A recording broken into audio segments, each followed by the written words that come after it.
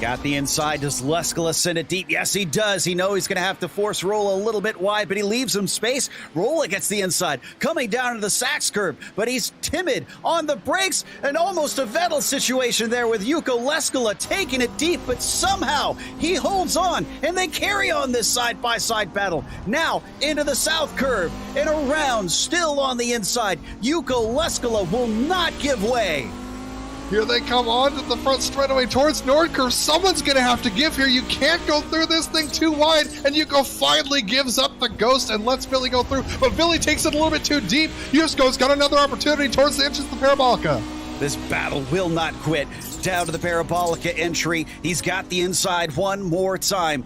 Will the throttle pedal make the difference here coming off the corner? It does seem to for Vili Rolla. He briefly has a nose ahead, but now momentum goes back to Yuko Leskala. It's the long way around the Parabolica, but it'll be the inside coming down into the Spitzkara. This has been an incredible battle. They've now practically gone a full lap side by side here. Down into the corner and smoking the tires once again. Leskala somehow manages to make that shallow line work. Yep, this is down into turn 2. Really wants to cut into that apex, but there is that gray and blue car there. It carries on as it swings back through turn 3. Muirhead gets a little bit of an edge. Excuse me, Boucher does. But now, as they come to the left-hander, this is not the place he wants to be. He lifts a little bit early. He still carries the speed through, goes a little wide. Is that one going to count, or is he going to be given a slowdown? It counts, and Boucher is going to move into 10th. You've got a little bit of a pass going on here. Mies trying to make the move down to the inside here as they go into Cunningham. Side by side with Felipe Loyola. And that is going to be Mies with the nose ahead. Tries to give a little bit of an elbows out move, but now the track is going to favor back to Felipe Loyola. Under heavy braking. Who's it going to be? We got a battle farther up ahead, and this is Karthik Pai side by side Lino Frisha. Lino's going to be able to get ahead of him. He's going to go for another one. He's not just taking one, but he's too hot into the corner, and that goes into the side of the Texan. And in the midst of it all, how about Ove Trancre getting 3 spots in a single corner? But handling it well, did exactly the right thing, came off the throttle, just kept the wheel as straight as he could, ease the car back up on as he comes past the lap traffic here. Scarali, is that Scarali who went off up there? Is he going to get up? It looks like he's going to catch Scarali. Scarali's getting caught up with this lap traffic as Chiquita tries to get around him going through. Oh, nice pass. Mr. Sneaky pulls it off again. This is what he's been waiting for. Now he definitely has enough speed, but oh, look, he's not even as close as he is. He's not able to use that toe to try and attack, so he's going to go around the outside, trying to break deeper, cutting back underneath, but that's going to give the inside down into the chicane to Tom Layton. Can he do it here this time? No, breaks a little bit earlier. Shallow line, another chance to maybe pull the over under, but it's not there as he parks it on the apex.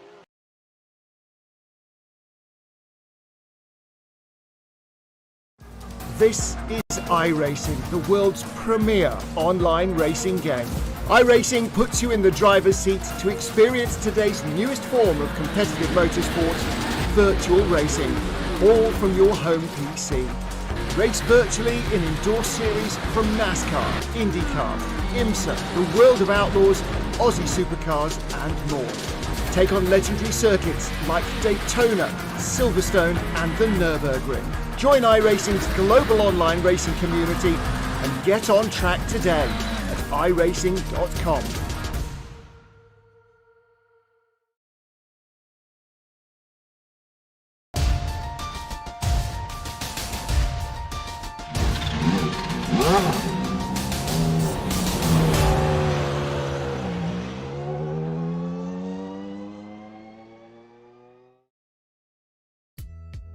Last week, the German homeland of the Audis hosted our drivers. This time, it's the land of the rising sun for the Nissans. But Okayama can be a divisive circuit, with some expressing frustration or distaste for the layout. Let's see if it can change any minds today as we get ready to watch Round 8 of the iRacing Kamel GT series. And you'll see it all live here on the global SimRacing channel. I'm Joe Peak, and with me in the booth is Adam Lindgren. Behind the scenes is our director, Zach Johnson, and he's using cameras provided by Dougie Beard. Okayama might feel familiar to some older race fans. Let's head to our track guide to show you why.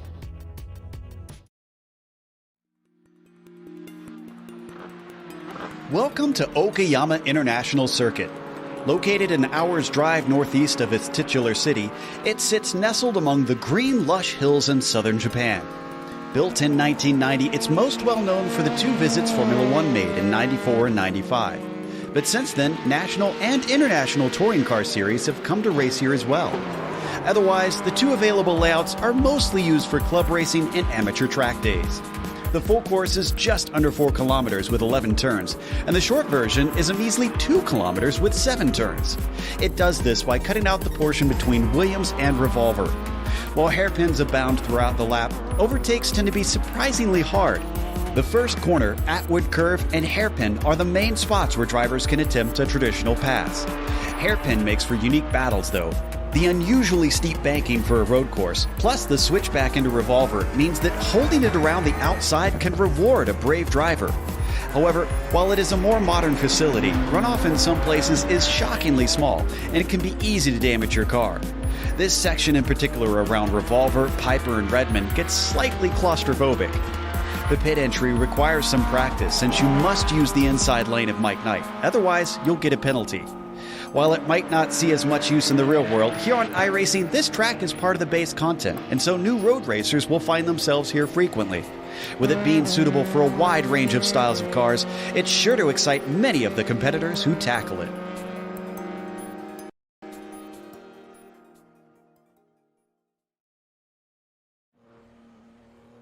Well, from the high of F1 to now being mainly a club circuit, at least this place lives on here in iRacing. Adam? Absolutely, and Okayama International Circuit has been many iRacers' first experience with road racing, and for the MX-5 or Solstice, this track is a long, exciting affair. This 2.34 mile or 3.724 kilometer 11-turn track is very interesting for the Kamel series, however, because this is a complex and challenging place in every way. The Audi's biggest challenge around here is front tire temperature. Managing this will help keep the car turning past the apexes of many of the medium speed corners around this Japanese track. The Nissans are at home here, but their biggest struggle will be the rear tire wear, as there are also many slow speed 90-degree or hairpin turns that really push the rear tires to their limits. Multiclass here is fascinating, and it's truly a give and take, with the Nissans needing to be patient as the Audis need a lot of room at the apexes to try and stay on track through the faster corners, but the Nissans need a lot of room to spool the car up after the tighter turns that the Audi is faster through. Both classes can lose multiple seconds a lap if they mishandle traffic, and the nearness of the grass and concrete barriers surrounding the track make most mistakes race-ending ones. If you get a chance to pass here, there's plenty of places to do it. The first corner, Atwood, the hairpin, Redmond, but I expect traffic management will determine our winners here today, Joe. Yeah, I kind of think the same thing, if I'm honest. Now, for the prototype championship so far, it's been fascinating because the top two have not really been the most winningest. Iamaki's now got 3 to his name, but he had a dry spell up until about 2 weeks ago.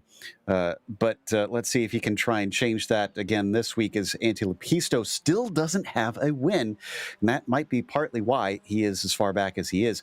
Laus Dolson, Aitor Sintes Galindo, in a bit of a close fight with Fabian Jungbluth, rounding out our top 5. But we haven't seen really anybody become a major winner throughout so far in this season. GTO has been the complete opposite.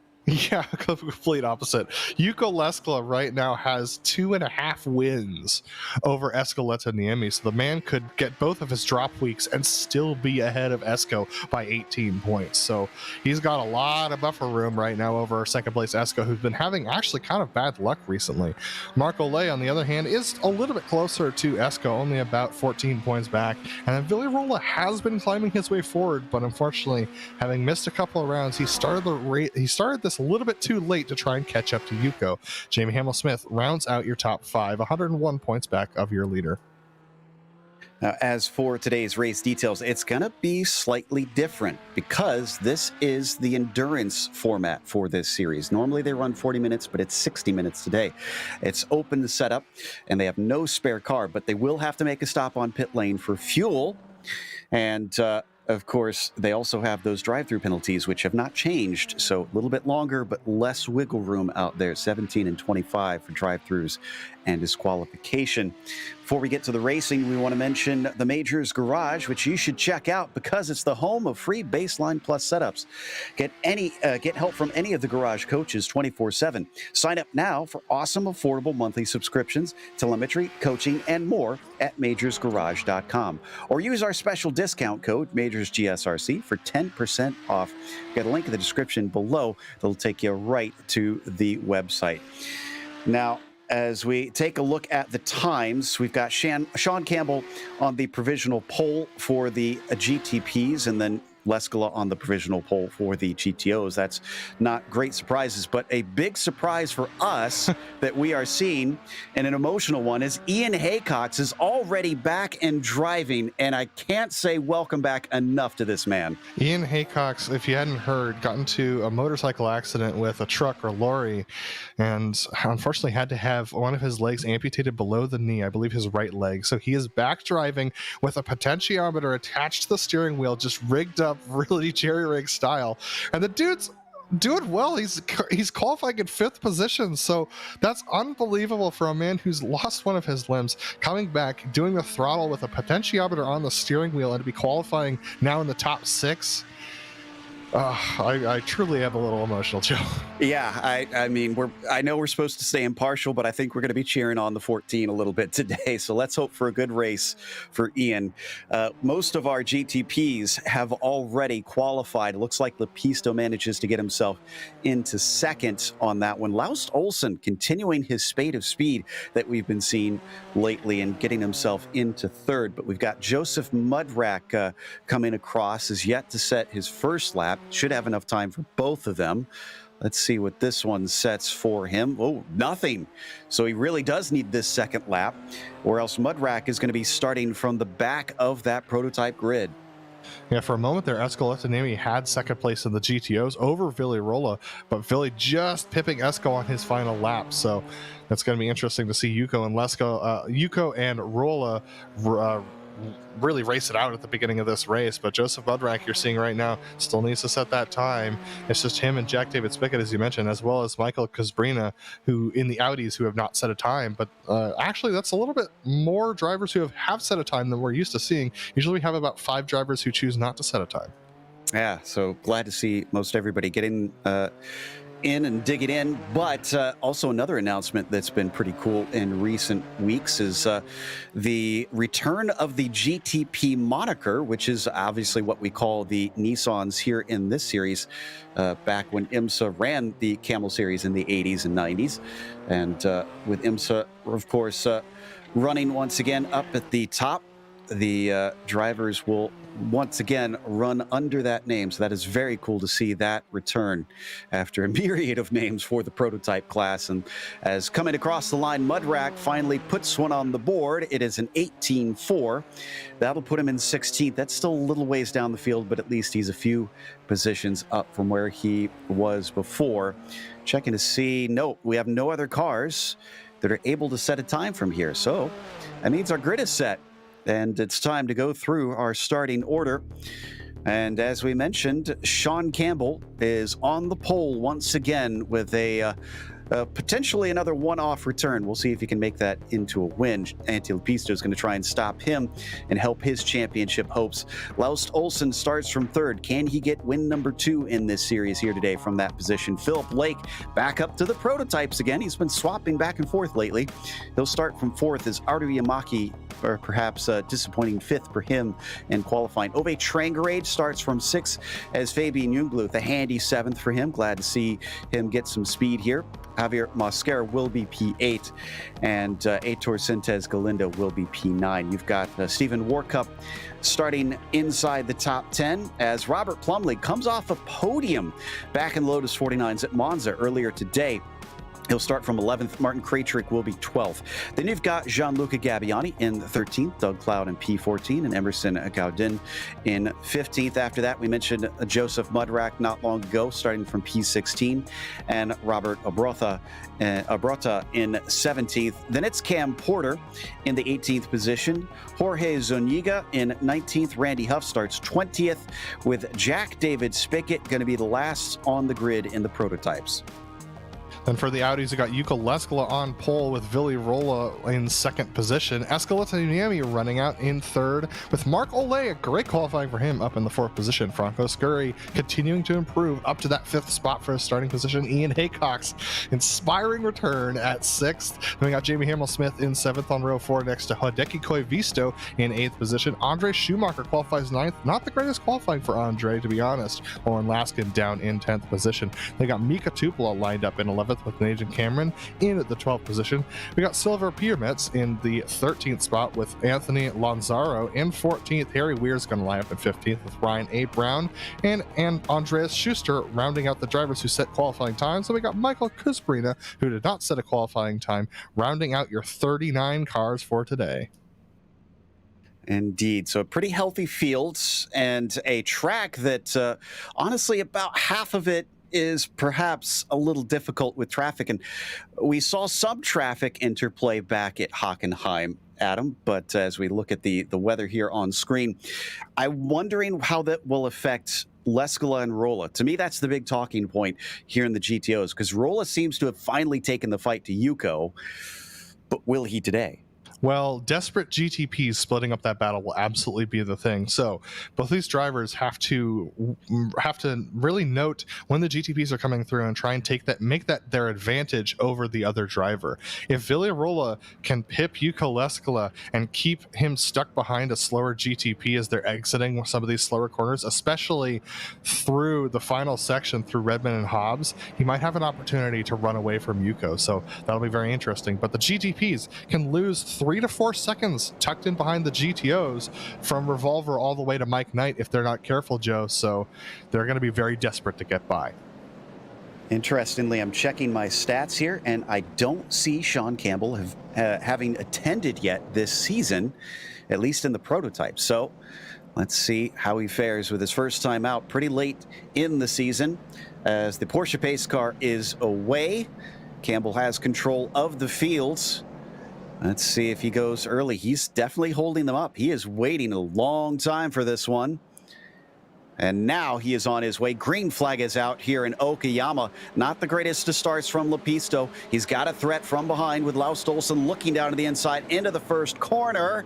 It doesn't look like he's able to get through. A little bit of 3 wide, but thankfully no door banging. Let's go to the GTOs. Yuka Leskola got a good start over Villi Rolla. Rolla very tucked in behind him. Escaleta Niemi having a good start. It's pretty much as they were, except for Anthony Lanzaro, who unfortunately looks like he spun out going through the first turn. So he's going to have to make a recovery drive from 18th in the Audis. Yeah, he goes all the way out to the wall, so I think he had a little bit of contact there. Let's see if he can try and charge his way through the field, as it looks like we got a little bit of fight here side by side between Ole and Scurry, seeing what he can do. They're also trailed by Ian Haycox coming down into the hairpin. Scurry doesn't look like he's got for the lead. Looks like Villi Rolla took a look at Yuka Leskola up the inside. Yuko a little bit wide through the hairpin that time around, so it's going to be a little tight here as they go through Revolver. Or Laskin's had a problem at the hairpin. He actually takes a toe, unfortunately, so possibly a mechanical issue for him. Ooh, and that was a very quick toe. Yeah, oh, he blew his engine. He blew his engine downshifting. Thankfully, he was able to get it off the road. That means pretty much day over for him. And it is still Leskala leading Villirola there in those GTOs. But look up here, it is Sean Campbell, about half a second ahead of Lepisto, still suffering a threat from Olsen. Yeah, fantastic driving right now for Sean Campbell. We know he's got really good speed. The question is, can he make that work with the tires? Is he going to take tires in his pit stop? I know that they were talking yesterday about whether or not tires was a thing, so that'll be an interesting thing to keep in mind. Lepisto draws him back in a little bit on the entrance to Atwood, but then looks like Sean Campbell gets a better exit. Lars Olsen's challenge starting to fall back into the clutches of Ardo Yamaki behind, but the Nissans and quite frankly the Audis are going to be free to battle each other up until the point where they run into traffic. And let me tell you, there's battles going on all over these classes, but especially in the Audis. The lead of the Audis still very tight. Yuko and Rolla, I think Rolla might have an opportunity into the hairpin if Yuko's not careful. Yeah, he was already close up into Atwood, decided not to take it. This might be the better opportunity, and he thinks so too, as the Finn tries to get to the inside of Leskala, and he does, but the track swings back into Revolver. Can he carry out the pass from here? 3 left-handers in a row, and looks like the answer might be a no. Now, Rolla was just a little bit too far back, but he's going to try and do the swap over here. This is a great run that he's got heading into Redmond, but it's such a dangerous corner to try and take up the inside into Redmond. Now's not the time to do it, not 3 minutes into the race. No, certainly not. And he knows that there could be good opportunities with the traffic later on in the event. Oh, we had a problem for somebody here coming off the last turn. Yeah, Jack David Spickett, he spun the rear tires, clipping the curbing on the half of the last turn, so he's recovered. Fortunately, I don't think he hit the wall, but he's going to have some hot rear tires to contend with. Got probably about another 2 or 3 laps before the GTPs catch up to the tail end of the GTOs. And after that, all heck is going to break loose. Meanwhile, look at Rolla continue to just hold on to the rear bumper of the number 2 coming out of Williams. Now, last time he elected not to do anything into Atwood. Let's see if he changes it up. That was a good battle we were looking at between Jamie Hamill-Smith and Andre Schumacher as they sorted it out. Lepisto's just lost a bunch of positions in the GTPs. Ooh. And let's see, that had to have been some sort of mistake or something. Yeah, this was coming out of Piper. He went wide and clipped the grass, so he lost positions to Lars Olsen and Ardo Yamaki. Ooh, and it was very close to the barrier. He was extremely lucky. There's not a lot of runoff. And Rolla got the job done this time through the hairpin. So Villirola up to the lead of the GTOs. It was a rinse and repeat of last time, but Yuka Leskala couldn't get the power down going around the outside of the hairpin this time around. But look at this. Yuka Leskala trying to look back. Villirola's going to try and cover him off a little bit. Yep, and looks like he can't quite make it work. So everything kicking off. Let's take a look at the replay on Lepisto. Inches away from this going very badly. As, oof. And of course he did hit the underside of the car on some big bumps, so I'm not sure if he damaged that in the process. Let's hope not. But he, somebody locked it up there into Redmond on top of things. You can see, wow. He just got it onto the AstroTurf, tried to put the power down, and the car squirreled and almost sent him right into the wall. His wheel turned right for a second, so I think that he might have gotten a little bit more bump than he was expecting there. Yeah, extremely, extremely lucky that did not send him into the barrier and take some serious damage, or bounced him back into a whole bunch of cars that were barreling down on him too. So that would have been a huge wreck. There's not many places you can go out of that blind corner. Meanwhile, we're seeing Lepisto live now. He's about 0.8 of a second behind Iamaki. Great news for Iamaki, who is in that battle with him in the championship hunt. He leads in points, so he's not going to lose much in the way of position there, as we had a problem for Mascara going slow on the front stretch. Yeah, wide exit from the final, from the last corner led him to fall off the back a little bit. And who's that coming into the pits? That's Robert. Robert Abroda. Interestingly, so I bet it was qualifying fuel, Joe. Oh, yeah, you might be right. As we see Kraytrick in a side-by-side battle with Warcup. This is for 11th place, and Warcup goes a little too deep. Good catch to keep it from going worse. He's going to come back on after losing a few positions, and that sends him down into 15th.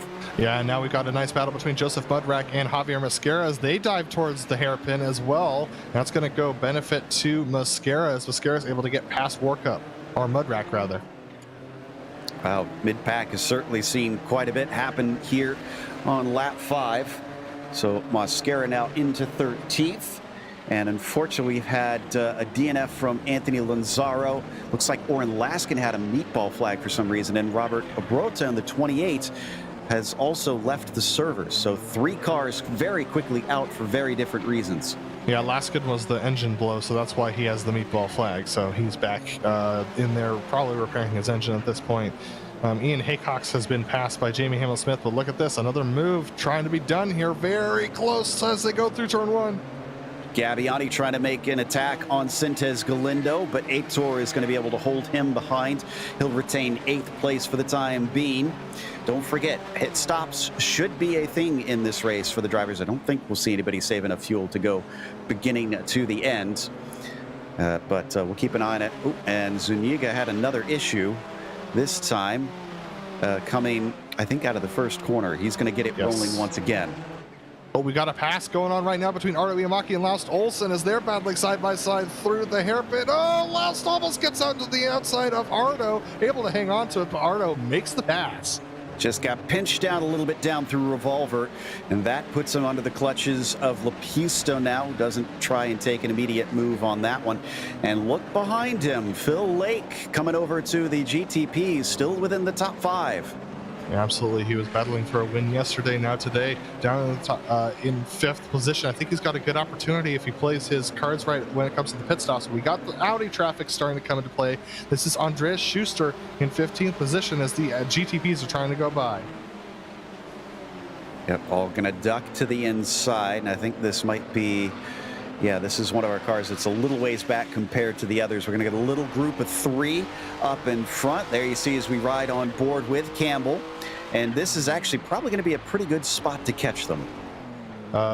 Decent spot to catch them, but it's going to hold him up a little bit on the exit. He's actually going to go to the outside, which is very interesting. The Audis don't expect that coming off of Atwood, so that actually holds him up a bit. And now a good opportunity from Ardo Iamaki if he wants to take it into the hairpin, but it's going to be dealing with Michael Kuzbrina on the outside as well, so it really ruins his opportunity. This is perhaps the most frantic portion of the lapping when the least of the GTOs have separated. A little wide there from Laust Olsen once again, and a dive from Lepisto we didn't quite see on screen to have to try and follow him through. You can see how much that held him up. Phil Lake starting to close in there. Also understanding when we were riding on board with Campbell, we were hearing a little bit of him clutching. Even though I don't think he can get to the end, yes, it's worth fuel saving, I suppose. Wow, look at the chaos going on right now back there. That's some very intense stuff from all these drivers trying to sort their way through all these GTOs. It's such a challenge right now. And now we've got the thick of the GTO traffic happening for our leaders. But look at this very close battling between Gabbiani and Galindo. And Jungbluth as well. Sintez Galindo not able to try and get any inroads there into turn 1. Yeah, this is where our eyes are going to have to be a million places because the leaders are still going through a lot of the GTOs. There was just contact actually between Iamaki and Koivisto coming into the Atwood corner. Yeah, that was contact between an Audi and a GTO. Ardo Iamaki still driving fine, but now Sean Campbell's, look at this chaos that's going on. This is absolutely insane. That was Phil Lake managing to sneak underneath Koivisto. And yet more of them getting pinched behind. I think that's Trangarade. Looks like Sintez Galindo as well as they come through Revolver and Piper. And on to this little short chute, which leads you into a very technical section of the track. This is probably the worst place to catch the traffic. Absolutely, that's because the Audis actually exit these hairpin turns quite a bit better than the GTOs, and so they have to wait quite a bit until they get up to this point. And we've actually had contact between Antti Lapisto and Andre Schumacher in exiting this corner right here, the last corner. So fortunately, I believe Lapisto's okay, but that was door-to-door contact between the drivers. The GTP leaders are having a real hard time getting through these mid-pack Audis. Yeah, so that's both of our leaders in the points in the GTPs as well, making contact in just the first 10 minutes of this race. We're back on board with Iamaki, giving chase up to the front. That is Ole, who's going to stay off to the outside. That'll make a little bit of a less sketchy move for the Finn. But look at the gap. This has lost him to Sean Campbell, who's already trying to weave to break the slipstream. Trying to break the slipstream and communicate to Esko Letaniemi that he wants to get by. Unfortunately, Esko's got a better exit here. Oh, this is not a great place to make the move. That really throws Esko off. But Sean Campbell desperate to get by because Arto Iamaki's charging. Does not want to give him any sort of inroads. Campbell up next is to our top two. Yeah, gosh, this is... I feel like we're going to be making a lot of noises this race. Absolutely. It's very tense driving for everybody as they try and cut through the Audi traffic, for sure. That battle for 8th through 10th in the GTPs is still intense, and they're still tucked into all of this chaos with the GTOs. Yeah, to the inside of Hamel Smith there. That was Sintez Galindo. Managed to just squeak by. Franco Scurry going to stay off to the left-hand side along the front stretch. A nice, easy run. A little bit of a hold-up there for Sintez Galindo behind Ole, but it doesn't appear that Gabbiani can do anything with it for now. Still has to sit back there in the 9th position. They're starting to approach our two leaders as well, who are just being passed by overall leaders of the GTP drivers. So I think Leskala and Roller are going to have to start looking more and more in the mirrors here. Absolutely, and Roll's actually pulled out about a 2-second gap over Leskala even before the traffic came through, so he's doing a great job trying to hold off Yuko. If he can keep him from getting that win, that might start getting into Yuko's head. We saw Yuko make a couple of mistakes towards the end of the season last season, but it's going to take more than a couple mistakes. There you see our leader getting passed by Laus Olsen in 3rd place in the GTPs. Interesting to note about Rolla is he's missed, I believe, 3 races. Yes, 3 races, and they only get 2 drop weeks. So even if he does manage to beat out Leskala in all the remaining races, the gap is so big, I don't think he'll actually manage to beat him. You can't replace a goose egg. It's really, really challenging to do so over the course of a season. So Rolla missing 3 races means he's got a 0 on the scorecard no matter what he does. So he's got a lot of work to do. He's got to hope that Yuko, quite frankly, wrecks out of the next couple of races. But even if he wrecks out, Joe, he'd still finish in 16th position, which would still pay him points. Exactly.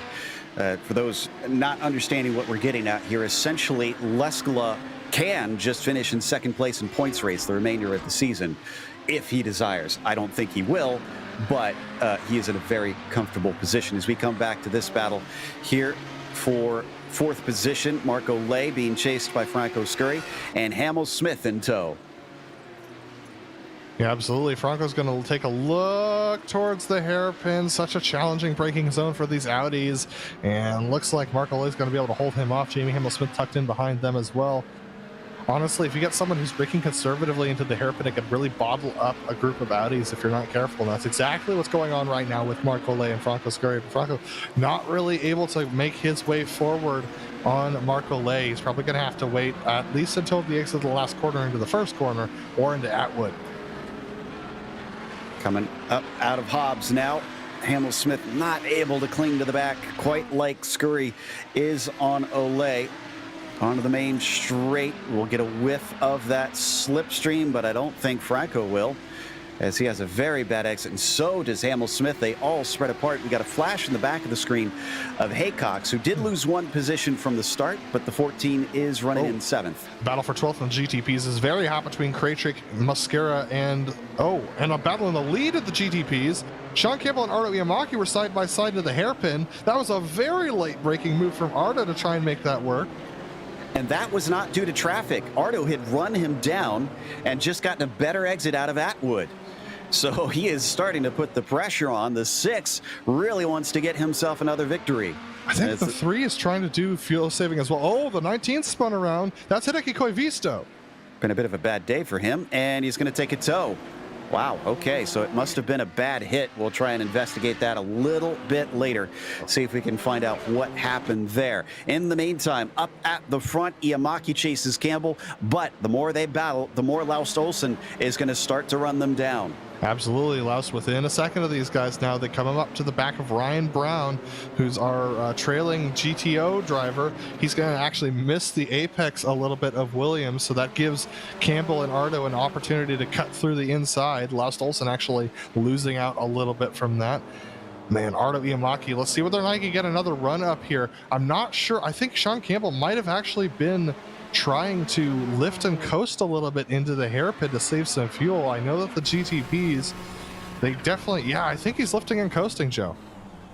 Interesting, yeah, because he started to gain on him before the brake lights came on. So that to me says that he's trying to take a shorter fuel stop, or maybe he really does believe he could get to the finish. I mean, there is a lot of heavy braking zones. There's all those chances to lift and coast, but to me that also says we also have a lot of heavy acceleration zones, which is going to suck up fuel. Absolutely, and so that's why you want to save as much as possible. I know that Sean Campbell and Phil Lake were discussing last night about what the best strategy was going to be for the race today, whether or not you pit in the middle and pick up tires, or whether you try and run it as far as you can go towards the end. The issue is that the tire wear really starts to become more of a factor than the fuel towards the end of this thing. So I think everyone's going to have to be a little bit careful of that. And the one person who I'm concerned really about that with is Ardo Iamaki. He's been really sending it. I'm really concerned about his tire wear coming towards the end of the race. Well, and wear and tear, I mean, usually we don't talk about that much in sim racing, but here in the Kamel series, that is modeled on these older cars, even to the brakes. And we talk about a lot of heavy braking zones into hairpins. I wonder if they got to conserve those as well. Definitely. The brakes is a challenge for these drivers for sure, and they can start to fade on the GTPs if you're not careful. And a very close battle right now going on in the GTO still for that 4th position. Marco Lay being able to hold off Franco Scurry and Jamie Hamill-Smith. But it seems like over the course of the lap, oh, this is going to be interesting. Randy Huff trying to make his way through, and he's actually going to cut off the apex from Marco Lay. That's going to give Franco Scurry a good opportunity as a good exit through Williams, maybe to get him into Atwood. Oh, he outbrakes himself. Here comes Jamie Hamill-Smith up the inside. Tries to see if he could accelerate better off of Williams, but he was pinched down, and Hamill-Smith will not have it for now. I just noticed as we saw the flash of Huff going through, he's very patriotic today. He's got the Mexican flag painted on his car. Interesting. Antti Lapisto is coming to the pits from 4th position. So Antti Lapisto has decided to take a different approach to this race. He's going to pit as early as he possibly can and try and run it to the end from there, possibly because of how chaotic the traffic's been. Now, I'm looking at his lap times. He had a 17.6 on lap 2, and he hasn't been able to get close to that. Now, some of that might be put off by the traffic, but I wonder if he is experiencing just a hair of damage on the car, and he's coming in early to see if he can help that out. Yeah, that's definitely something that's a possibility for sure. Taking a look at the battle between our drivers back in the GTOs once again. Tight battling all over the field right now in the GTOs for sure. Lapisto's back out, not in bad traffic. In fact, he just came out behind Villy Rolla, so that means he won't hit most of the GTOs for a while. And now he's got to try and fight through the GTPs. As we watch this GTO fight for 4th place, Marco Lay leads Scurry, who leads Hamill-Smith. A little bit of curb on the inside for Scurry. It certainly looked like that did not help him there. I think we might want to take a look at the lead of the GTPs again, because Sean Campbell and Ardo Iamaki and Laust Olsen are nose to tail right now and starting to cut through some deeper traffic. This is going to start to really affect these guys. Look at this. Sean Campbell lifting and coasting is actually making it so Nathan Cameron can't get to the apex. Ardo Iamaki has to hold up a little bit to make sure he doesn't run into the side of Cameron, and so that holds up Iamaki. Yeah, that spread them apart comparatively to before, but it could still squeeze back together. They're coming up to Tupola and Kermets, who aren't in a close battle, but back-to-back in front of them onto the back straight here, with the number 3 leading. Sean Campbell returning after a bit of a break here. And once again, under braking, Ardo Iamaki starting to catch up to that number 3. Just an update on the lead of the GTOs. Vili Rolla out to a 3-second lead over Yuko Leskala. So either Yuko knows something that Vili doesn't, or, oh, we've had another problem with the GTP. This is Emerson Gowden, who's gone off in turn 1. Looks like he's rolling once again. Not sure if he hit anything. No, just went off a bit. So shake the dust off and return in 19th position for him. It's this battle a little farther down in the GTPs has Doug Cloud playing defense on Krejcik and Mudrack, and then it's not too far behind him. Mascara and Warcup is 2. We could have a 5-car battle if we're not careful. Absolutely, especially if they get held up by the Audis. I don't think they're going to be through turn 1, but they might be through Williams and the Moss S.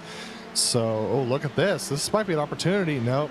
Thinks better of it. That was close though. Oh, you go to the lead. Ardo Iamaki made a move up the inside of Campbell and pushed him out towards the outside of Atwood. That was a very late braking maneuver. Campbell will not be able to save fuel, and they come up to the hairpin this time around. At least he shouldn't. You wouldn't think so. And again, he does anyway. Still trying to weave back and forth, and Iamaki is not able to get past just quick enough in a straight line, it seems, Sean Campbell, to hold him at bay for now. So Atwood corner, that's twice now that we've seen Iamaki actually take a little bit of a peek and at times get side by side. So that might be the zone that Sean Campbell is more frequently covering off. Yeah, that was almost door-to-door contact between those two drivers. So Iamaki definitely sent it a little deep there. Unless we look through the 007 cam back at Iamaki from Sean Campbell's machine. I still love this camera. But man, Laust Olsen starting to put the pressure on Iamaki as well. I think Laust really wants these two to start battling, but I think Campbell's going to get held up here because they're going to have Ian Haycox and Andre Schumacher, who are battling for 7th position, right ahead of them. Indeed, he's going to be able to pick his way through one, and then Ian Haycock sees him coming. He's going to let him go. This actually worked out quite well for Campbell, as poor Iamaki is having to slalom his way past through the Moss S. And that's just the complexity of this particular track. I got to report that Asork Sintez Galindo has come into the pits as well from around the 10th position, so he's definitely going to take a pit stop. He'll fall behind Antti Lepisto while doing so. So 2 drivers from the GTPs have taken their pit stops as we continue to watch this battling going on. I believe this is Mudrack and Krejcik. And for our viewers, our bogey time is about 15 to 16 seconds stationary for our drivers. So that's what we're looking at for a typical pit stop from Lepisto and Sintez Galindo thus far. And once again, weaving their way up the hill. Phil Lake is starting to get quite interested in Laust Olsen. That's Hamill Smith in a bit of an awkward spot. Quite a squeeze for our leader as Sean Campbell somehow finds a car's width down on the last turn. Yeah, Campbell apologizing in the midst of that move because he realized he took a little bit more than he could chew out of that one. Fortunately, Marco Ley was able to avoid contact, but Phil Lake really is starting to draw into this battle. All the traffic and the fuel saving for Sean Campbell is bringing these top 4 together. And well, not the top 4. Yeah, look at Train Grade coming in here. Exactly. Yeah, it is the top 5. The move. Another move to the inside. He likes the way that one looks, and he does manage to get side by side. This time it is a drag race. But they've got Esco. Oh, it's going to be sketchy. This is for the podium for Letaniemi. He's not battling with anybody. Quick defense down to the inside from Sean Campbell, and he might get stuck in here, though. Oh! Spin of the tires from Iamaki. He is off to the side, hits the wall. Can he get it going? Oh, even if he gets it going, though, he's so far down. He's got so much front-end damage. It's going to be a real struggle for him to get going. This moves Laust Olsen up into 2nd position. Ardo still can't get it going. He has to wait for the traffic. Down to 13th already. He finally rights it, but that's some major front-end damage for that machine, Joe. Ouch. Big ouch there for the 6. In fact, the driver that made a pit stop that he's fighting in the championship, Antti Lepisto, is the next one behind him. So he is almost... Joe, we've had contact between Doug Cloud and Javier Mascara, I believe. No, that was Martin Krejcik. Yep, this Doug is Cloud and coming. Martin Krejcik made contact into Hobbs. And that was just a little tip to the side of Krejcik from Doug Cloud. Cloud able to keep going. Krejcik just a little bit of a contact with the wall because of that. Let's take a look at the spin for Yamaki here. This could have championship implications. Yeah, so this was just going, exiting out of the hairpin. He wanted to get a good run, ends up spinning the rear tires up and hitting that outside wall, the inside wall. So just an unfortunate moment there for Ardo. He's in the pits getting repairs. We're going to take a look at it one more time. Yeah, he has been sent way far down the order here. And probably in and around this 13th place. This is the incident with Krejcik now. And a little bit of argy-bargy from Doug Cloud, unfortunately, forces Krejcik into an early stop.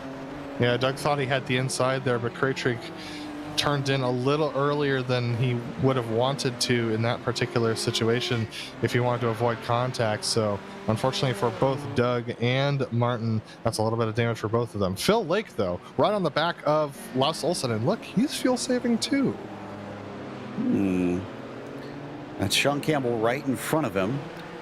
Did they know something that we don't? That's what I wonder. I do know they were talking about strategy earlier. Now they got Martin Krejcik to try and pass here as they navigate past Yuko Leskala, who's 6 seconds behind Vili Rola. Ooh, dive to the inside. Yeah, and Leskala had to make evasive action to stay out of them as he wanted to head to the racing line. Allows Olsen. Is he as quick as Campbell in a straight line? Doesn't quite look like it, but he's still going to try and outbrake him as Sean continues to try and desperately save fuel out here today. No spin up for Olsen. And looks like behind him, Phil Lake is getting ever interested in Laust's position, maybe trying to get into second. Yeah, Sean Campbell trying to do his best IndyCar impression, trying to save fuel and lead the race. It's really challenging for drivers to do that. Ove Trangrade now tucked onto the back of these battles as well. Indeed. There we see on board with Olsen as he follows in second place. Now, Lepisto, is behind him. We didn't see it in the mirrors, but bit of a problem for Trangrade as he nearly spun it off the course. And Phil Lake as well. Phil had a spin through the last corner. That put him behind Trangrade.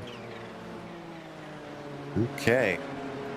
So that means that Phil Lake now has to try and make a little bit of a recovery if he wants a podium position today. I was about to say, Lepisto, we don't know what kind of pace he's running in comparison if he is starting to catch up to these guys after he made that early stop. So even though, yes, Campbell, Olsen, Trangrade are theoretically on the podium, they could be at threat to losing a spot here.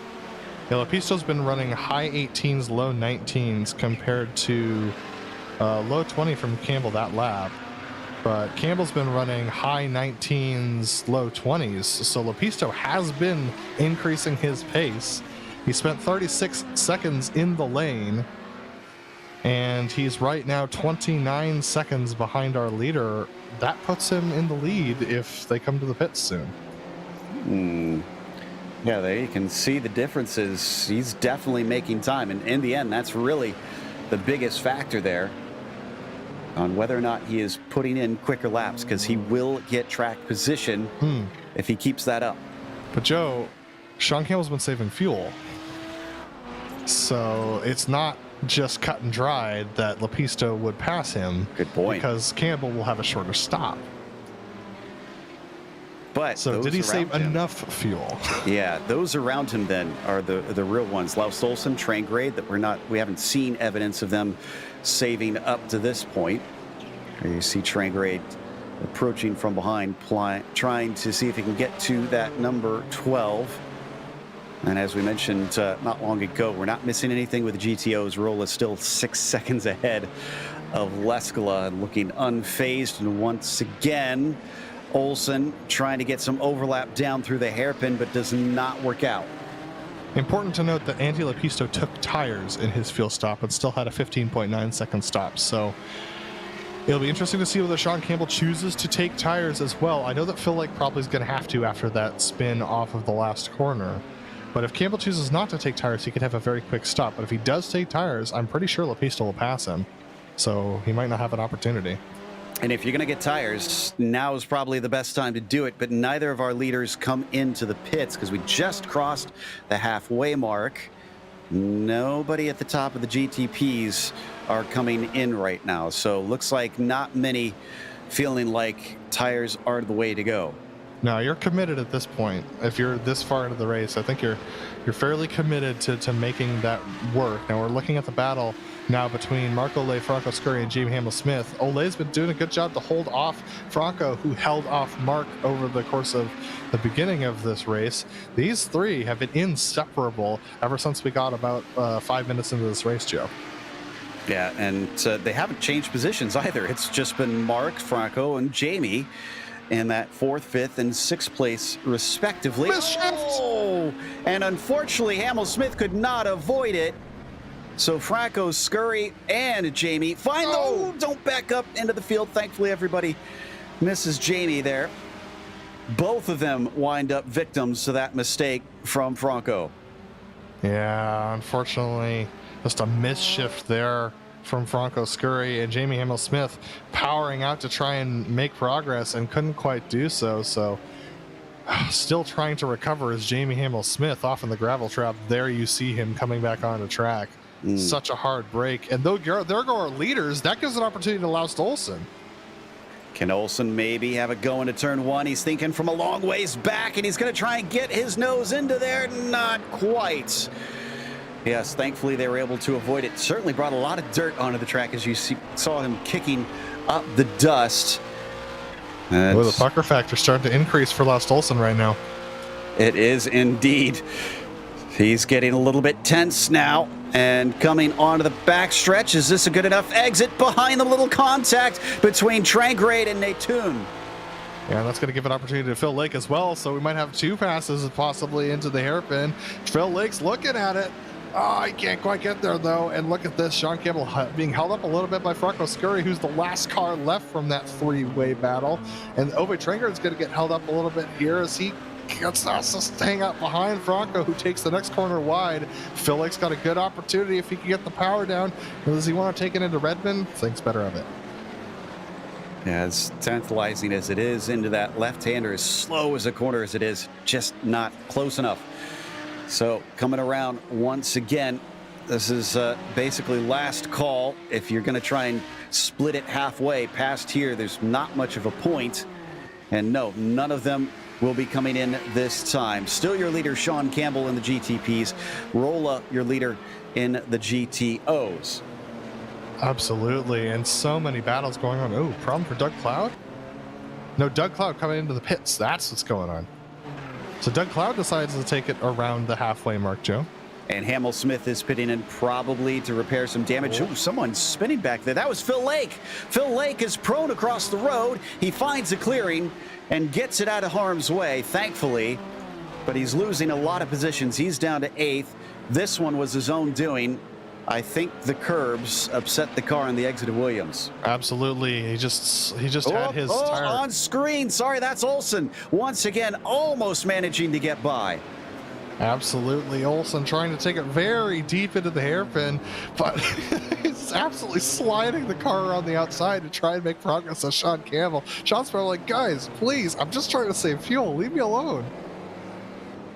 Well, I mean, if this pays off, if he has a super short stop or none somehow, then it's going to pay off because everybody behind him seems to be on the attack and will have to come in to try and get some fuel onto the main straight. A big slip up from Olsen puts him even farther behind the 3.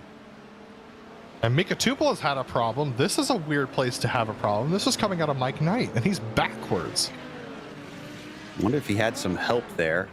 Otherwise, yes, all I could think, oh, yeah, he had did. help from Gabbiani, unfortunately. Side-to-side contact. And if we could get a replay of this, that'd be great, because this is an object lesson for traffic around this course. Indeed, and Gabbiani gets on the radio and gives an apology, and unfortunately, as we saw live there, that I think Tupola's done because he was crabbing badly. Yeah. Yep. The turn into Mike Knight is flat out for most vehicles, or it's a lift and coast. At that point, especially a heavy car like the Audi, he's committed to the corner. You can't stick your nose in there, or else there's going to be contact. And there you see Gabbiani pulling over to the side of the road and pulling off. But here's the moment again. That's Tupola actually retiring. Yeah, he must have gotten suspension damage either from the initial hit or coming out to the tire barrier and had to call it a day in the end. It's a bit of a shame because Miko is continually improving as the 25 was in a decent position, but not for long. Gabbiani is coming into pit as well. Yeah, so Gabbiani designed to take this moment to take the pit stop, possibly get a little bit of damage repaired. Sean Campbell held up just a tiny bit by Andre Schumacher. Laust Olsen will try and do the over-under and swap it off the end of Schumacher, and able to do so. Obi Trangrade's going to have to wait until Atwood to make the pass, and there you see just the differences when it comes to trying to make the passes when it comes to traffic around here. It's just so challenging. Schumacher sporting the number 37 out here today, but running 5th in his class. When is this boy going to get some I-rating? Because clearly he's got some speed.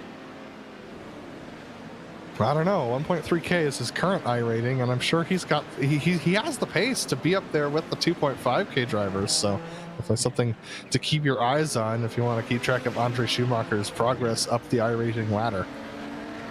I wonder if Olsen is going to have to go from attack to defense here pretty soon, as that's a car off. That is Gaudin once again experiencing some issues. So lapped car. Ove Trangrade now within about half a second of Laust Olsen, but Olsen responding quite quickly and starting to distance himself. Yeah, Olsen's tires are starting to go, Joe, and it's showing. You can see him really struggling to get center rotation and power off, and that's absolutely what happens when you can see just how wide he's going through turn 1. Those tires have very little life left in them. He's definitely going to need tires on his pit stop if he wants to be competitive. Also, an update for fans of Ardo Iamaki. He has not been back out on track. It's been about 12 minutes of repairs, so I don't know if we're actually going to see him return. There's not many positions for him to try and scalp from this point, which is good news for Lepisto, who, as we said, could be vying for a win depending on how the pit strategy goes. He's currently sitting in 10th. He is our highest driver to have pitted so far in this race. Down the hill there for a brief moment. Now we look at the number 1.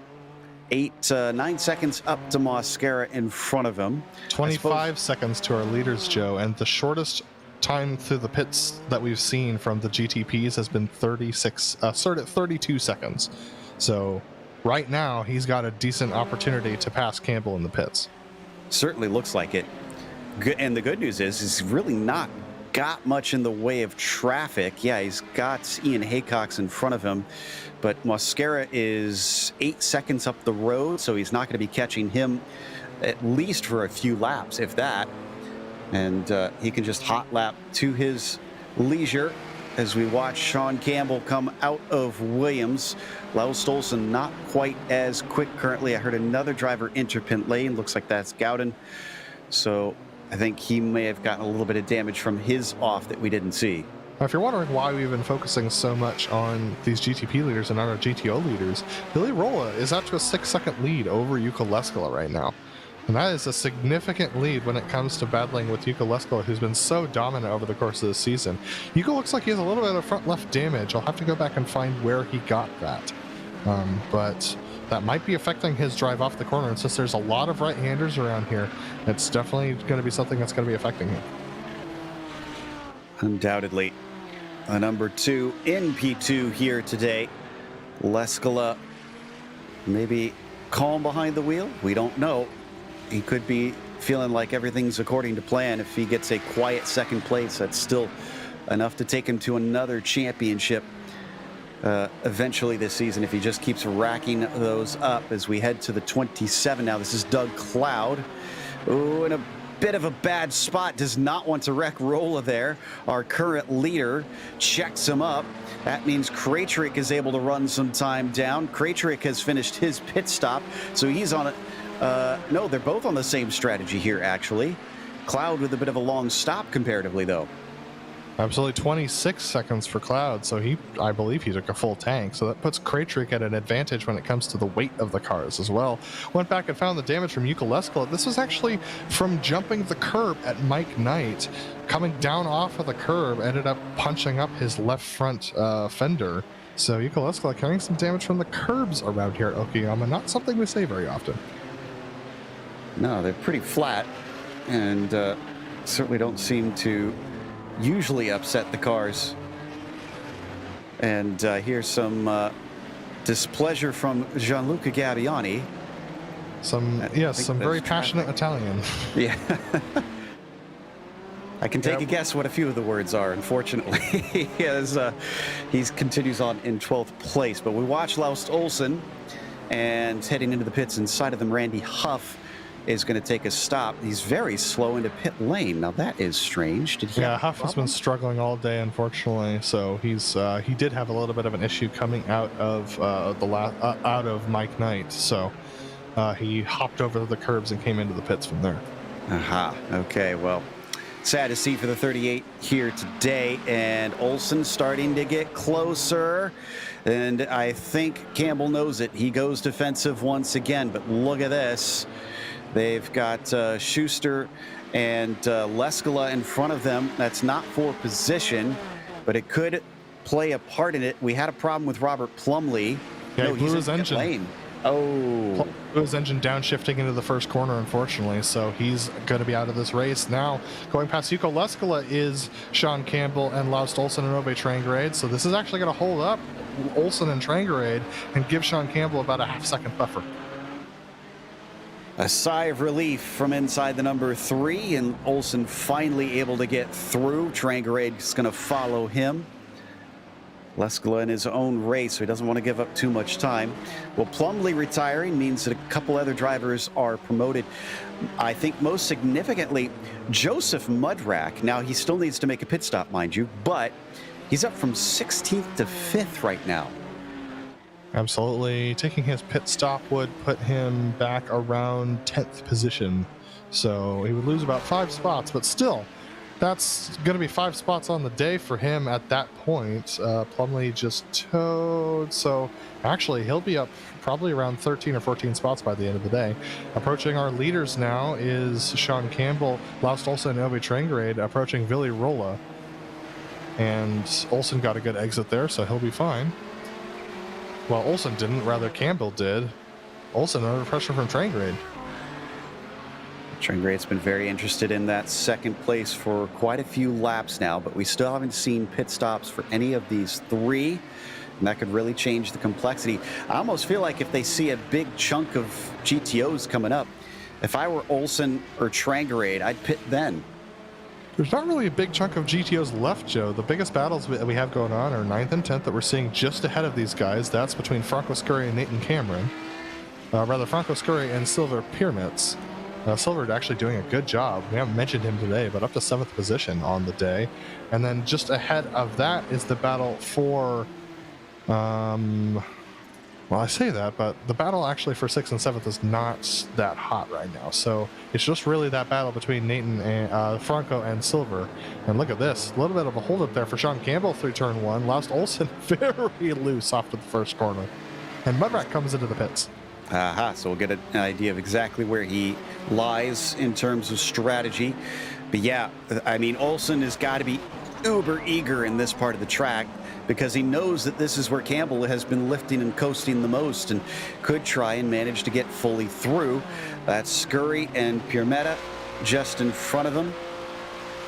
Is he going to have to go for it? Yes, 1 will, 2 will, but they get plugged up between the pair of them. Yeah, Pyramid's a little slow through the apex of the corner there. And look at this, Sean Campbell trying to get by. He's going to sneak by as they go through Piper. And that's going to be Laust Olsen, who tries to do the same thing, can't quite do so. Ove Trangrade will be close, but not close enough to make a pass on a Redmond. You really got to be a long side out of Piper to make that pass. Well, no such luck for that sort of situation yet for the number 12. 15 minutes to go. How far will we see them carry on before they pit in? We are waiting on 8 cars to take their stop in the GTPs. And it looks like about 12 of them in the GTOs that still need to come in for fuel. So there's a good piece of the field that still need to show their cards on strategy, and we will have a better idea of where they sit. Speaking of which, looks like Zubrina is one of those. Is down to the inside goes Olsen, trying to take the lead away once again, but Campbell's on the throttle quickly. And I don't know if Olsen's going to be able to do it, but he's certainly going to try his hardest, coming down into the hairpin, looking for the brake markers, and decides against it. Yeah, and Campbell not fuel saving that time into the hairpin. He was full throttle up there. He's going to have to wind it back just another couple of feet for the rest of the braking zones in order to meet that fuel number he's looking for. So yeah, things are getting really interesting. I wonder how far Sean Campbell thinks he can go. Does he think he can go to the end of the race, or does he think he's going to try and wind it down to like 5 minutes, come in for a 5-second stop, and then get out? Had a lot of smoke there. Not sure if there was an incident coming out of Hobbs, but we'll check that out, see if we missed something.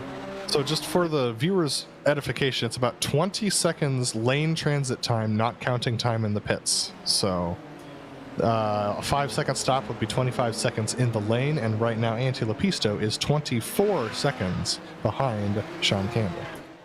So that smoke was Emerson Gaudin, who didn't have a full spin, just kind of lit the tires up coming off the corner and had to lock it down before it spun completely around. He's been having a bad day. He's in 17th, unfortunately.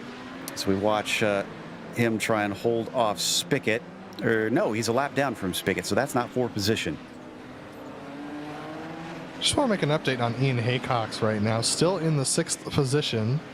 Right where he started. He's been passed, and he has passed a couple of people. So Ian Haycox, as we're going by him right now, the leader's going by him, driving very well for a man who is having his first week on a whole new driving setup, assisted setup, and his first week back driving after losing his right leg from the bottom down after getting into a motorcycle accident. So an impressive, consistent drive from Ian, and I tell you, I could not drive as fast as he can. Franco Scurry's had a problem. Ooh, and that's not the first time today. And this is on the inside between Piper and Volver. This was contact with Antti Lepisto. And as we're talking about this, Sean Campbell makes almost got passed by Laust Olsen again. Yeah, Lepisto with another issue, this time with actual contact, and things getting tight coming by Schumacher down into the Atwood curve. No change of position, but it's a poor exit for Olsen. He's going to have to go defensive. This is really, really interesting stuff. A lot of things happening all over the place. Antti Lepisto back to 27 seconds behind Sean Campbell. So a 5-second stop would put Campbell in the lead again. Laust Olsen was alongside Sean Campbell through the first corner. Then Laust had to take to the grass through the Moss S to avoid making contact with Andre Schumacher. Very interesting stuff. Still nothing of a pass between our top 3, though. Campbell, Olsen, Trangerade stay put first, second, and third, respectively. I'm very curious to see what Lepisto rather, has underneath him now after that contact. Is he damaged? Will it affect his speed? And here we go once again, having to go defensive. Sean Campbell trying to cover off Laust Olsen, braking hard as they go 3 wide. Zubrina to the outside, trying to keep out of trouble. Yeah, he makes it, but Olsen has a really good opportunity here into Atwood if he wants to take it. He'll see whether or not Campbell's going to save fuel. I don't think he will. Laust is going to take a look anyway. He's going to send it deep. Sean Campbell has to open the door and let him in. Here we go, side by side. Who's going to get the better of it as they come down to the hairpin? Look at that power off from Campbell. He's going to switch sides and make Laust go a long way around. I'm fairly certain that Sean has the car as trimmed out as possible, but Olsen might finally have it done. Does he? No, it's lap traffic in his own class, and he spins the tires to boot, and still he can't quite make it work. But look at this, another opportunity being held up by traffic. Campbell slowing up for Brown, and Olsen is not close enough to capitalize. What a battle. What a defense for Sean Campbell. He's held off against 3 different drivers today and is still saving fuel. This guy is on fire right now. The question is when are they going to come into the pits? We're under 10 minutes to go now. See, I'm starting to think, whoa, big moment there for Olsen. He gets checked up. Now does Trangarade have a great chance? His best chance to take second place away? No. Trangarade lifts and coasts that time. Is he starting to get savvy to what Sean Campbell is doing? I have no idea. This is the strategy right now. It's so fascinating. I'm not used to the GTPs lifting and coasting to make fuel saving strategies work. All right, update on Lepisto. He's back underneath, 25 seconds to Sean Campbell. Says battling with Laust Olsen might be costing Campbell a win if he's not careful. I don't know how much fuel he's saving. I don't know if he can make it to the end of the race, but if he has to come in at all, that puts Lepisto within striking distance. We think, anyways. Lepisto has been calling for blue flags over the chatter lately, so he might have been held up himself. Well, this is exactly what he's talking about. Cam Porter held him up a decent amount, and we have a smoking driver ahead of these guys. That is Andre Schumacher, who's blown his engine. Ooh, interesting. There goes Ian Haycox past Schumacher. That pumps Ian up into the top 5. Wow. So, and Natune Cameron is not Ove Trangrade's making a move on Laust Olsen. Laust got a bad exit off of the final corner, but Ove can't get the power down. So down into the first corner once again, still does not go for it. And Cameron is very incensed right now. I think he was involved with Joseph Mudrack. I'm trying to see. Yeah, he and Mudrack had some contact into, once again, Mike Knight, except this case, I think it was... Oh boy, Sean Campbell getting held up a little bit by Randy Huff. This gives another opportunity to Laust Olsen. Campbell's not going to be able to feel safe on this one either. Holding the inside down in the corner. He's still trying to lift that little bit early. Ahead of him, Hamill Smith, who sits in 8th in his class, but not in a battle. Has got to find the right place to let them through. What's this going to do for the fight? Finally able to get past. And Billy Rolla comes into the pits from the lead of the race. So our leader in the GTOs into the pits.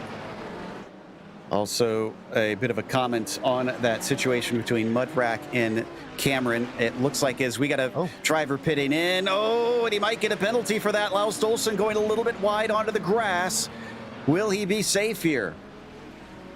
All right, so Laust coming into the pits. Very interesting. Let's see what this does. Let's see how much fuel he hasn't been saving fuel at all, Joe. So let's see where he comes out in respect to Lepisto. Well, yeah, if he gets a 15 to 16 second stop, we'll know that for sure he was not saving fuel.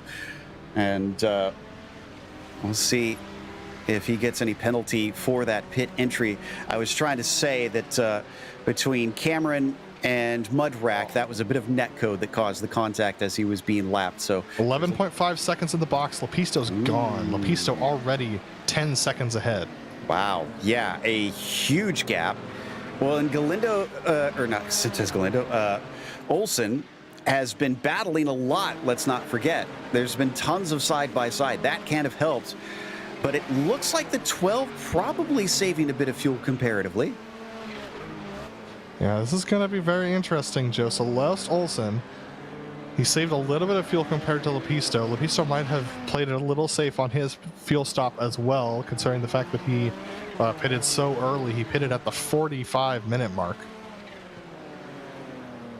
And Olsen was very close to Sean Campbell. So even if Campbell gets a quick stop with 11 seconds, that means Lepisto should effectively be our leader once it cycles around. Now, that's a big if. We'll have to wait and see for the pit stops, as we still got 5 minutes left. Laust Olsen gets a black flag. Ooh. And So Loust has a penalty. now we don't know how long that's been. That could be for off tracks or incident limits. And once again, he gets a little bit of the grass on his way into the corner of the pit entry. And interestingly enough, Loust's family is here. Ulf Olsen and Bert Olsen are both spectating him right now. So hello to the Olsen family. And sorry that Loust has to make this pass through. Indeed. Well, so now it's a question of if Campbell can have a short enough pit stop to get back out to Lepisto. I don't think so, Joe. I don't think so either, frankly. I think this is all Lepistos. I'll be honest with you. 23 seconds for Lepisto. That would mean that Sean Campbell could only stop in his box for 3 seconds. So unless Sean Campbell can make it to the end of the race, we're under 5 minutes to go, Joe. It's possible. It would be a miracle, but can Campbell stretch this to the end? Because if he can't, this is Lepisto's race to win. Indeed, and Lepisto's stats are pretty incredible to look at, considering he's second in the points.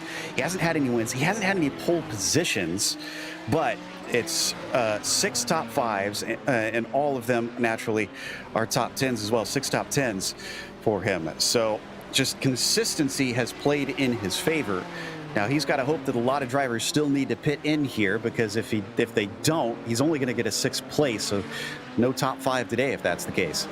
Absolutely. We haven't been keeping our eyes on Phil Lake. Stephen Workup up to 3rd is a little bit of a surprise as well. Workup doing an excellent job. So this is going to be really interesting. It's possible. Could the GTPs make it to the end? I mean, if the GTPs could make it to the end, you'd think the Audis would be able to. So that puts Yuko Leskala right now in the lead. We're just passing Yuko right now. Is it possible that Yuko's been saving fuel and trying to make it to the end of the race? Almost 3 minutes to go here. We're going to have about 3 laps left for these drivers. Who needs to come to the pits? Who can make it to the end? Can anyone make it to the end? Campbell stays out. Trangarade stays out. And it's going to be 3 to go, I think, at the line for our drivers. I believe so. Workup stays out. Phil Lake stays out. It might be 4 to go, Joe. At 118s, that would be... No, it's 3 to go, yes. So it's still a decent ways. There's still a chance that they might not have enough to get to the finish. And there's Villirola. You can see how far back he is from Yuko. So he's going to have to hope that Yuko has to pit. But Rolla is the only Audi driver in the top 7 who has pit so far. And we're closing into the last couple laps of this race. Letanemi running 3rd. Even with Rolla making his pit stop, is still 26 seconds behind. So that is unbelievable pace for the number 2 and the number 4 cars today. But there we see the 31 coming around as we check back in on Sean Campbell. Will we see a pit stop this time by? And Andy Lepisto got held up through Redmond Hobbs and Mike Knight. So he's actually now 25 seconds back. It keeps being so close if Campbell has to pit. Campbell does not pit. Trangarade does not pit. Oh, man. Wow. All right, so we're closing in on the last 2 laps of this race. Campbell crosses the line. It'll be 2 to go this time. Can he make it to the end on fuel? It's looking more and more likely, Joe. Well, okay, so next time by will be white flag. If he does not come in, he's committed. He has to go without a stop. And as you can see, he is still being hounded by Ove Trangarade. So, had another little off from Randy Huff, I think we're hearing in the meantime. Wow. Okay. I'm kind of just a little speechless because I kind of want to see what happens here. I did not expect any driver able to make it to the finish without a stop today. And yet here we are with 4 drivers, the top 5 drivers not having pit yet, and the top 6 of the top 7 in the GTOs. So it's gonna be... Even if Trangarade, if Campbell has a huge shortage on fuel, he's committed. He's wow. Even if he and Trangarade don't have enough fuel here and they have to really coast to the end. Lepisto's 25 seconds behind. So there's still a good chance he could maybe cruise. Warcup goes through. Wow. Javier Mosquera is the next one. Javier goes by. Top five. Unbelievable. Absolutely unreal. Leskala has not pitted. He's going to go without a stop. And is Rolla behind Campbell? No, Rolla is ahead of Campbell. So he could still be on the same lap as Leskala if Leskala runs out of fuel. At least he's got to hope that that Campbell does not overtake him. And just for reference, Laust Olsen, right? He had that moment. He had those couple of penalties. Sean Campbell is only 4 seconds behind Laust Olsen right now, so that's how much damage those penalties did for him.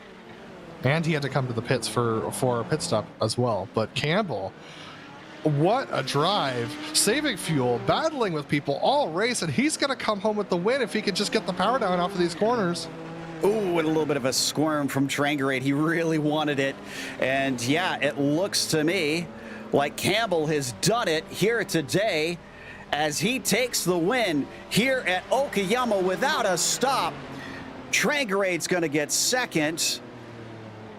Leskala is still coming through with a few corners to go. Warcup comes around.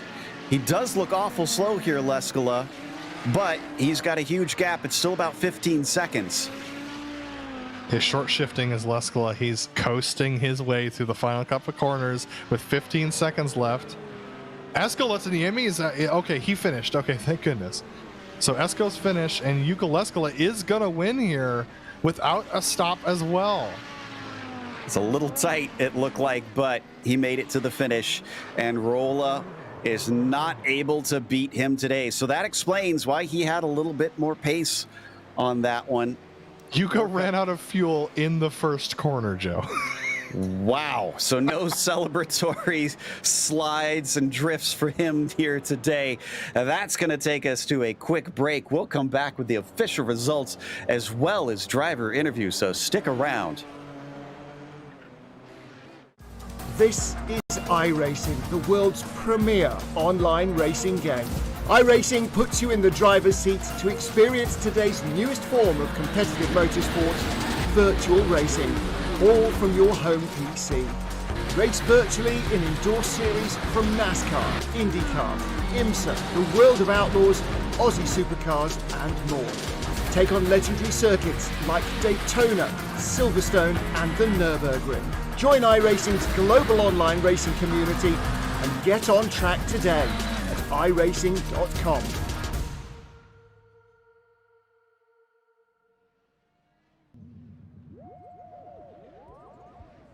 Welcome back to Okayama as we just watched round 8 here for the iRacing Kamel GT series. It was the endurance round, and yet we had the top 5 in our finishing order do it without a stop. Fuel saving seemed to be the key out there today. Campbell was your winner in his first race back after a long break, with Ove Trangerade second, only 7/10 behind him. Both of them fuel saving to the end. Stephen Warcup was third from 10th. He made that one work. Phil Lake had to finish where he started in 4th. After that, it was Javier Mosquera in P5. Ante Lepisto had some troubles out there today. Did take a pit stop, but he had some incidents and he had some offs, and that put him down in 6th. Heitor Sintez Galindo was 7th as Fabian Jungluth finished 8th. Then it is Joseph Mudrack from 16th to 9th. Great job there. Gianluca Gabbiani was 10th, with the next slide starting with Martin Krejcik in P11. After that, it was Doug Cloud in 12th, and Laust Olsen, the last one on the lead lap, in 13th. Unfortunately, his penalties hurt him today. Cam Porter finished 14th, with Jack Spickett in 15th, Emerson Gaudin 16th, and Randy Huff the last to finish in the prototypes 17th. Then we have the Audis, who are Yuko Leskala taking the win without a stop as well. Vili Rolla does stop, but comes in the second position. A good race from Vili for sure. Escalantaniemi did not have fuel to make another lap, so very fortunate that he got passed by Sean Campbell on that final lap. Otherwise, he would not have come home where he did in third position. Mark Ole finishing in fourth, having some great battles with Franco Scurry earlier on in the race. Ian Haycock said that his sound was broken the entire race, so he couldn't hear anything. Unfortunately, even coming back with his incident, with the new control setup that he has to run with, comes home in fifth position and with some quick laps to boot as well. Andreas Schuster comes home in sixth spot. A great recovery drive from him from starting at the back of the field. Great job from Andreas that time. Jamie Hamill-Smith coming home in seventh with silver pyramids. A good race for him, coming home in eighth, just behind Jamie Hamill at the end of the race. Harry Weir in the ninth position with Michael Kuzbrina in 10th spot. Then we have our drivers who had major issues. Franco Scurry, Mika Tupola, Ryan Brown, Andre Schumacher, and Nathan Cameron are your final finishers for the Audi class today. And it looks like we have a very special interview up first here, as we've got Ian Haycox ready to talk to us. Ian, congratulations on a top 5, but more than that, welcome back, sir. How was the modified rig today? Oh man, I don't know. It's held together with sticky tape and bits of string, and the throttle started playing up. I am so pleased to get to the end. I can't tell you. Well, sorry, go ahead. No, yeah, that's it. Yeah, I had a few throttle problems, which actually probably saved me fuel. So that's why I got to the end without stop. I think I was lucky. Talk to us about the fuel saving, because we were a bit shocked. We thought everybody would be coming in to pit for this race today. How soon in the week did you know that you'd be able to do this on a no stopper? This morning, I forgot I spoke to Mark Ole in the practice session, which is really the first time I got to drive a car, and he said if you can get this fuel number, you can get to the end. But really, my strategy was just get to the end. I didn't care whether I was going to stop or whatever. So, I was just here to get to the end. Other than that, how is the racing out there today? And how does it feel to be back? It feels great, really good. The support I've had over the last few weeks from the community and yourselves and and the health service here in the UK has just been fantastic. If I may, I'd just like to end on, if I can get the words out, just like to end on one note. I'd like to say, excuse me a second. Just give us a second. I'd like to say to Jenny, my partner, thank you very much. It's been a hellish 3 weeks for you, and you've been an absolute rock, and I love you, and thank you very much. And go, Kamel. See you next week, guys. Well, understandably, this has been kind of an emotional period and probably an emotional race for you. Thank you so much for coming and talking to us. And again, we can't cheer you on enough from up here. We were, as soon as we saw you in the session, we were just beside ourselves with joy, sir. Thank you. Thanks everyone for their support, and I'm absolutely delighted to be back. I've got a week now to try and stick all the gear back together a bit better, and fit. I'm absolutely delighted. I couldn't be happier. Thanks again, guys. Thanks to everybody in the community. It's been brilliant. Yeah. Well, that was Ian Haycox, who finished 5th in class with an inspiring drive in the GTOs. And I believe, who do we have up next here? Looks like Phil Lake, ready to talk to Adam after he finished in 4th today. Yeah, absolutely. Phil, probably not the finish you were hoping for, but still a great race and able to get it done with no stops as well. A little bit of a surprise after yesterday's session and you and Sean talking, but awesome to see that y'all could do it. Yeah, I think that was definitely the way to go. It looked like most people came around to that strategy. With the extra cars today, it made the fuel saving easier.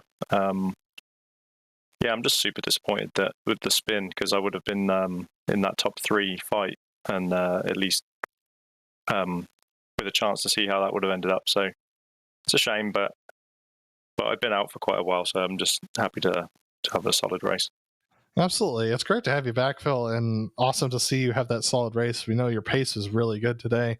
What was it like up there battling with those three drivers at the front of the field, and as well as navigating the traffic here at Okayama, which is always a challenge?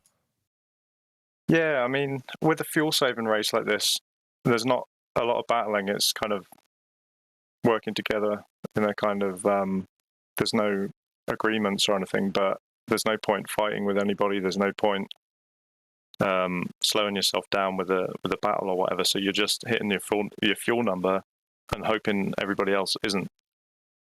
Which is kind of what happened at the end there with Steven. He held on for P3. I was expecting any lap he was going to pit, so I didn't even bother to try and chase him down. I actually ended up with too much fuel at the end. Yeah, I was just expecting him to pit, and then he kept going round and round, and he didn't. And I was like, oh, okay, fair enough. So that's just how it goes. Absolutely. And so a question for you then, are you going to be back regularly, or was this a one-off for you today? Next week is Bathurst, so I'll be doing that. And then I'm hoping to come back, yeah, because the last three tracks, I know everybody hates Snetterton, but I really like Snetterton. And then we've got Motegi and Bathurst, which are two of my all-time favourite tracks. So yeah, I'll be back for the end of the season. Yeah, it's good to be back. Well, even though it's not what you wanted, still congratulations on a 4th place, and good luck at Bathurst next week, Phil. Thanks, Adam. That was 4th place Phil Lake in the GTPs. And it looks like we have Aitor Sintes Galindo, who's going to be talking to Joe. Indeed, a 7th place finish, but second of those who took pit stops. And Aitor, what motivated you to take a stop compared to those top 5 who didn't? Because it seemed like plenty of drivers were kind of aware of the possibility, but I wasn't sure how much you had planned before this race. Well, yeah, I was disappointed at the result after all because, second of the pit stoppers who didn't work as expected in the end. But yeah, yesterday we had a practice race, and I was one of the guys who didn't pit stop, but I lost so much time and doing the lift and coast and staying behind traffic that I said maybe it wasn't worth it after all, because after all it was like 30 seconds or so that I lost yesterday. It was like probably not worth. So I said, okay, let's push in this race and see if I can make up for the time lost. But after all, it wasn't the case. I had the idea of an undercut, which actually worked because Laust and Fabian pitted, and they got out behind me, but still not the result I wanted. That's understandable. I don't know if you managed to catch the Lotus 49 race earlier this morning, but they raced at Monza, which is where the Kamel Series is heading next week. Are you looking forward to that? Or are you kind of worried you'll see something like the 49s did with their big incident? I'm probably there will be chaos because the last time we raced at Monza, it was quite chaotic, especially in the first chicane. Even though there's no first chicane in the next week, I think it will be quite interesting with traffic. This is the thing, because we Nissans we love racing in tracks that are able to pass Audis without too much trouble, but this liberty makes us in our mind like maybe we can dive on harder in the next corner, and this is probably something that I probably happens to me. Probably not the others, because after all, it's just me. But yeah, it's like try to then the Audis will have their own race, of course, and the Nissans. If today it was quite close, if it's this close next week, it probably will be much more aggressive with the traffic and probably will cause trouble. Hopefully, I hope it's not the case. Well, don't get too drunk with power with the freedom there. So, again, sorry it wasn't a better finish, but anybody want to shout out to before we let you go? Yeah, you guys, of course, always with the awesome broadcasters and the Kamel community, my family watching religiously every week, and in particular, Ian Haycox, I want to shout out to his recovery. It is heartwarming to see him back on track after all this. Wow, did you catch the drift I had? Yeah, I just did too. Okay, that was the only mistake I had, but yeah, glad I see on camera. But yeah, shout out to you guys. You guys are all awesome. See you next week. That was Heitor Sintez Galindo. Nice catch there for the number 13 today. As we wrap up, we are going to give our own thank yous. Again, want to remind you of our sponsor, of course, the Majors Garage. Check them out at majorsgarage.com. We have a link in the description below that'll take you right there. And don't forget to use Majors GSRC for 10% off. Thanks to the Campbell community for bringing us back for another season of coverage. And also thank you to the companies that provide the software and hardware for our broadcasts listed here. Thanks to June Lalonde, who provides our music. Check out our Bandcamp for more great work. And thanks to the team today, Adam, Zach, and Dougie, rather. You can find out more info about GSRC at globalsimracingchannel.com or through our social media. Also, check out our merchandise store at gsrc.storeenvy.com. There's a link in the description below for that one, too. Don't forget to subscribe to our YouTube channel so you don't miss a moment. As we mentioned, the next race is going to be at Monza, Saturday, February 12th at noon Eastern. But we have upcoming races for other series listed on the screen, so check those out and mark them down on your calendar. Until next time, race clean, race hard, and we'll see you on the track.